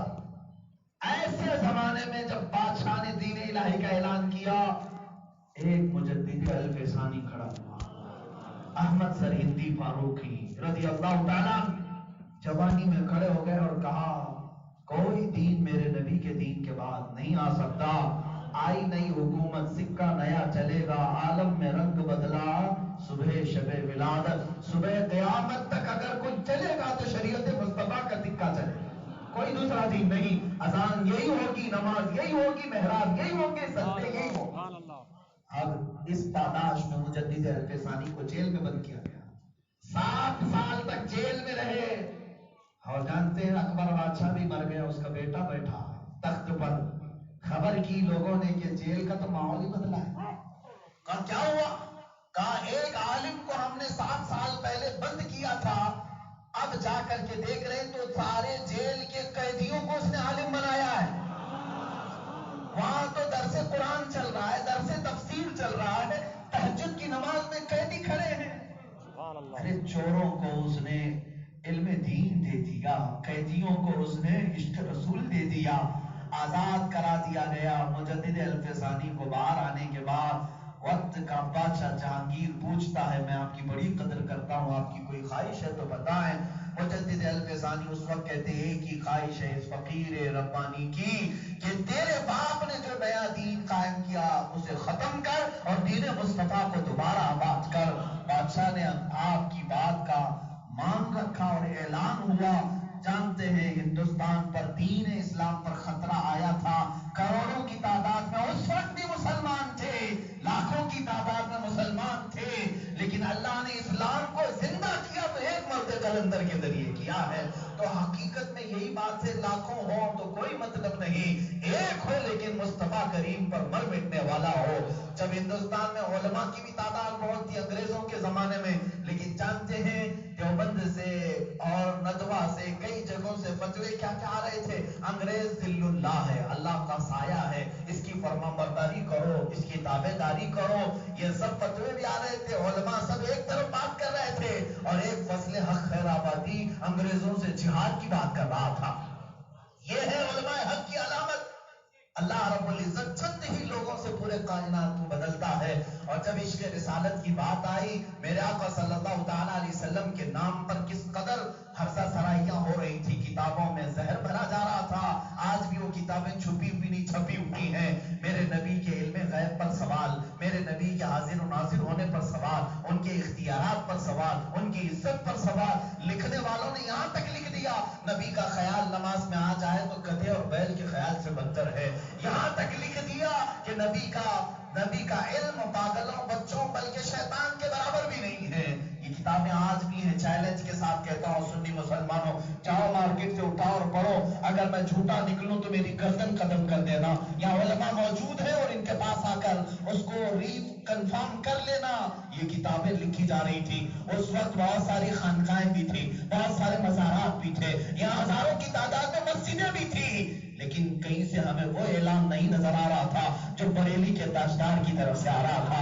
وہاں پر چٹائی پر بیٹھ کر کے وقت کا امام عشق و محبت پکار رہا تھا، اے ظالموں تم میرے نبی کے علم پر سوال کرتے ہو، ان کے اخلاق پر سوال کرتے ہو، ان کے کردار پر سوال کرتے ہو، ان کے غیب دانی پر تم سوال کرتے ہو. وہاں سے وہ قلم اٹھا کر کے کہہ رہا تھا، یا رسول اللہ سرور کہوں کہ مالک و مولا کہوں تجھے، باغ خلیل کا گلے زیبا کہوں تجھے، اللہ نے تیرے جسم منور کی تابش ہے، اے جانے جام میں جانے تجلا کہوں تجھے، اے جانے جام میں جانے تجلا کہوں تجھے، تیرے تو وصف عیب تناہی سے ہے بری، یا رسول اللہ حیران میرے شاہ میں کیا کیا کہوں تجھے. ہمیں وقت کا امام اہل سنت یہ سکھا رہا تھا کہ یا رسول اللہ لیکن رضا نے ختم سخن اس پہ کر دیا، خالق کا بندہ خلق کا آقا کہوں تجھے. مجھے بتاؤ اے سنی مسلمانوں، رب تبارک و تعالیٰ نے اپنے نبی کے دین کو احیا کرنے کے لیے لاکھوں کی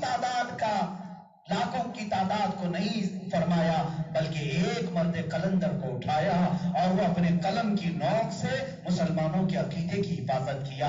آج میں آپ کو دعوت دیتا ہوں، لوگ آتے ہیں جڑتے ہیں نہیں جڑتے اس کا ٹینشن مت لو، اس کی فکر مت کرو. لوگ یہی شکایت کرتے ہیں، ہم تو چلتے ہیں مولانا لوگ ہی نہیں آتے، ہم تو بیان کرتے ہیں لوگ سنتے ہی نہیں ہیں، ہم کام کرنا چاہتے ہیں لوگ آتے ہی نہیں. تم لوگوں کے لیے نہ کرو، اپنے اللہ اور اس کے رسول کے لیے کرو. اگر تمہارا عقیدہ ہے رسول حاضر و ناظر ہے، اکیلے چل پڑو اور دعوت دو لوگوں کو، اصلاح کی کوشش کرو اور مصطفیٰ کریم کے عشق کو پلانے کی کوشش کرو. پھر دیکھنا ایک وقت آئے گا جب تم بھی پکار کر کہو گے میں اکیلا ہی چلا تھا جانب منزل مگر لوگ آتے گئے کارواں بنتا گیا. امام اہل سنت فاضل بریلوی جس وقت لکھ رہے تھے اس وقت وہ تنہا تھے، اکیلے تھے، کوئی آپ کی ٹیم نہیں، کوئی تحریک نہیں، کوئی تنظیم نہیں، کوئی مدرسہ نہیں، کوئی خانقاہ نہیں آپ کی. اکیلے بیٹھ کر کے ایک عالم لکھ رہا ہے. یہی تو بارگاہ رسول میں اعلیٰ حضرت نے اپنے اکیلے پن کے احساس کی شکایت بھی اپنے سلام کے شعر میں کہی ہے. ایک طرف آدائے دین، ایک طرف ہے حاسدی، بندہ ہے تنہا شہا تم پہ کروڑوں درود. اعلیٰ حضرت نے یہی تو لکھا ہے، میں تنہا ہوں یا رسول اللہ. پھر لیکن عقیدہ کتنا مضبوط تھا اعلیٰ حضرت کا. لوگ آتے ہیں کہ نہیں آتے یہ نہیں دیکھا، جڑتے ہیں کہ نہیں جڑتے یہ نہیں دیکھا، دشمن میرے کتنے چلاتے یہ بھی نہیں دیکھا، بلکہ حضور کی بارگاہ میں مخاطب ہو کر کے یوں کہا یا رسول اللہ تم ہو حفیظ و مغیث. کیا ہے وہ دشمن خبیث؟ تم ہو حفیظ و مغیث. کیا ہے وہ دشمن خبیث؟ تم ہو تو پھر خوف کیا تم پہ کروڑوں سبحان اللہ، تم ہو تو پھر خوف کیا تم پہ کروڑوں درود. یا رسول اللہ بے ہنر و بے تمیز کس کو ہوئے ہیں عزیز، ایک تمہارے سوا تم پہ کروڑوں درود. کر کے تمہارے گناہ مانگے تمہاری پناہ، تم کہو دامن میں آ تم پہ کروڑوں درود. یہ ہے ہمارا جذبہ، ہمارا عقیدہ یہی ہے. اے سنیوں اٹھو کام کرو. اور علماء سے بھی یہی گزارش ہے، وقت کو نہ دیکھیں، تعداد کو نہ دیکھیں، جماعتیں کتنی آتی ہیں یہ نہ دیکھیں، جوان کتنے جڑتے ہیں، بوڑھے کتنے جڑتے ہیں، بچے کتنے جڑتے ہیں یہ نہ دیکھیں. میرے آقا نے اعلان نبوت فرمایا تھا مکہ کی سرزمین پر، تو پورا مکہ ایک بیک اسلام نہیں قبول کیا، بلکہ پورے مجمع میں سے صرف 9 سال کا حیدر کرار کھڑا ہوا تھا. صرف علی مرتضیٰ کھڑے تھے، باقی مجمع خاموش تھا. کیا رسول اللہ نے یہ فرمایا میں اتنا بڑا مشن لے کر آیا، اتنی بڑی دعوت دیا، اللہ کے ایک ہونے کی بات کیا، کوئی نہیں آیا، 9 سال کا بچہ آیا ہے؟ نہیں، رسول اللہ نے اس 9 سال کے بچے کو سینے سے لگایا اور پھر اللہ کی بارگاہ میں یوں عرض کیا اے مولا اس بچے کی ٹانگوں میں اور بازوؤں میں قوت عطا فرما. میرے آقا کی دعا کا اثر یہ ہے کہ جہاں 40 صحابہ خیبر کے پھاٹک کو اٹھا نہیں سکتے، وہ حیدر کرار کے تنہا ہاتھ نے اٹھا کر پھینک دیا. 9 سال کی عمر میں مصطفیٰ نے دعا دی تھی اے میرے عزیزو آج اٹھو گے، آج تم کام کرو گے، رسول اللہ کی دعا تمہارے ساتھ ہوگی. مجمع تمہارے ساتھ ہو یا نہ ہو اس کی فکر نہ کرو. میں ممبئی سے چل کر میسور آیا، میں خواب و خیال میں بھی نہیں سوچا کہ یہ ہزاروں کی تعداد میں یہاں بیٹھے ہوں گے. میں تو کبھی یہ بھی سوچتا ہوں اگر مجھے بلانے والے سامنے بیٹھے میں ان کو سنا دوں بس یہی کافی ہے، اس لیے کہ میں سفر کرتا ہوں رسول اللہ کے نام پر، کہ میں ان کے مشن کو اور ان کے میسج کو دوسروں تک پہنچا آؤں گا. ہمارا کام بولنا ہے اور پہنچانا اور اثر کرانا یہ مولا کا کام. آپ اس کام کو لے کر کے کھڑے ہوں گے انشاءاللہ. ایک وعدہ میں لیتا ہوں، بہت سارے لوگ سبحان اللہ کے لیے الحمدللہ کے لیے نعرے کے لیے ہاتھ اٹھاتے ہیں. آپ سے بہت سارے نعت خانوں نے ہاتھ اٹھوایا ہوگا، کون کون جنت میں جائے گا، کون کون مدینے جائے گا، ہاتھ اٹھائیں. سب ہاتھ اٹھاتے ہیں، ہوتا ہوگا، مزاج ہے آپ کیا بھی، شاید لوگ ہاتھ اٹھواتے ہیں مدینے جائے. وہ لے جائیں گے کہ نہیں لے جائیں گے بات کی بات ہے، اور آپ کو جنت میں پہنچائیں گے کہ نہیں پہنچائیں گے بات کی بات ہے. ہاتھ تو اٹھواتے ہیں، لیکن مجھ سے ایسی توقع مت رکھو. میں آج آپ سے ہاتھ اٹھواتا ہوں کس بات کا؟ میں یہ پوچھتا ہوں اے غیور مسلمانوں، بتاؤ کون کون ایسا ہے جس نے اپنی گردن رسول اللہ کے لیے رکھی ہے؟ ہم یہاں پر بات کرتے ہیں شہادت کی. اللہ رب العزت ان ہاتھوں کو سلامت رکھے. مولا ان ہاتھوں کو کبھی کسی کا محتاج نہ بنائے. جو ہاتھ میرے مصطفیٰ کی حمایت کے لیے اٹھا ہے، مولا اس ہاتھ کو کبھی ذلیل نہ ہونے دے، کبھی رسوا نہ ہونے دے. اور امید رکھتا ہوں اے مسلمانوں، میں نے جو کچھ بھی باتیں کی، یہ قصہ لطیف ابھی نہ تمام ہے. جو کچھ بیان ہوا وہ آغاز باب تھا. اس لیے یہ مصطفیٰ کریم کے بارے میں جب بات کی جائے تو راتیں گزرتی جائیں گی، مہینے آتے چلے جائیں گے، سال بیتتے چلے جائیں گے. پھر آخر میں ہم کو یہی کہنا پڑے گا جو بریلی کے امام نے کہا تھا، لیکن رضا نے ختم سکن اس پہ کر دیا، خالق کا بندہ خلق کا آقا کہو تجھے. یا رسول اللہ، تمہارے عشق کی بات، تمہاری محبت کی بات، تمہارے سراپے کی بات، تمہارے جمال کی بات، تمہارے علم کی بات، تمہارے غیب کی بات، تمہارے کردار کی بات، تمہارے لباس کی بات، تمہارے ہر عمل کی بات کب تک میں کرتا رہوں؟ حیران ہوں میرے شاہ میں کیا کیا کہوں تجھے، حیران ہوں میرے شاہ میں کیا کیا کہوں تجھے. صبح قیامت تک یہ قصے چلتے رہیں گے. حق بیان کرنے والے میرے مصطفیٰ کی شان بیان کرتے رہیں گے. تو کسی کے آج ایک بات یاد رکھ لیں، رسول اللہ کی شان میں کچھ دریدہ دہن اور جن کے منہ کتے اور خنزیر سے بھی زیادہ غلیظ ہیں، وہ میرے نبی کی شان میں گالیاں دینے کے لیے آج سوشل میڈیا کا پلیٹ فارم یوز کر رہے ہیں. میں ان درندوں کو یہ پیغام دینا چاہوں گا، تم کیا سمجھتے ہو فیس بک میں میرے نبی کو گالی دے کر کے کمال کر لیا، انسٹا میں اپنے نبی کی شان کو ہرزہ افزائی کر کے کمال کر لیا؟ سنو بدبختو درندو، ہندوستان کے اس سرزمین پر رہنے والے جو غیر مسلم اس طرح کی حرکتیں کر رہے ہیں، ان سب کو بھی میں بابا کے دو ہلکے کہوں گا، میرا نبی وہ ہے تو کسی کے گھٹائے سے نہ گھٹا ہے نہ گھٹے گا. جب بڑھائے تجھے اللہ تعالیٰ تیرا، مٹ گئے مٹتے ہیں مٹ جائیں گے آدھا تیرے. یا رسول اللہ، نہ مٹا ہے نہ مٹے گا کبھی چرچا تیرا. ہمارا یہ عقیدہ کبھی نہیں مٹے گا رسول اللہ کا چرچا. لیکن اے مسلمانوں، یہ گستاخیاں کیوں کرتے ہیں؟ تمہیں زندہ کرنے کے لیے. یہ توہین کیوں کرتے ہیں؟ تمہیں بیدار کرنے کے لیے. اور اب بھی اگر بیدار نہیں ہوں گے تو پھر یاد رکھو کہ ذلت کی موت مارے جاؤ گے، اور اپنے بستر پر تڑپ تڑپ کر مرنے سے بہتر ہے اللہ ہمیں وہ موت عطا فرمائے جس موت کے روح نکلنے سے پہلے ہمارے سامنے جمال مصطفیٰ موجود ہے. میرے آقا کو سرانے کے بعد ہم دیکھ رہے ہوں اور پھر اللہ کے نبی یہ فرمائیں، آ میرے فقیر بڑے دنوں سے تو نے میرے نام پر مصیبتیں اٹھائی ہیں، میرے نام پر مشقتیں اٹھائی ہیں، آجا میں حوض کوثر سے تیری پیاس کو ٹھنڈا کرتا ہوں. وہ دن کا ہم انتظار کریں گے. جیو تو اسی نام سے جیو میرے عزیز ہو. اب زندگی میں کچھ رکھا نہیں ہے، کچھ زیادہ نہیں رکھا ہے.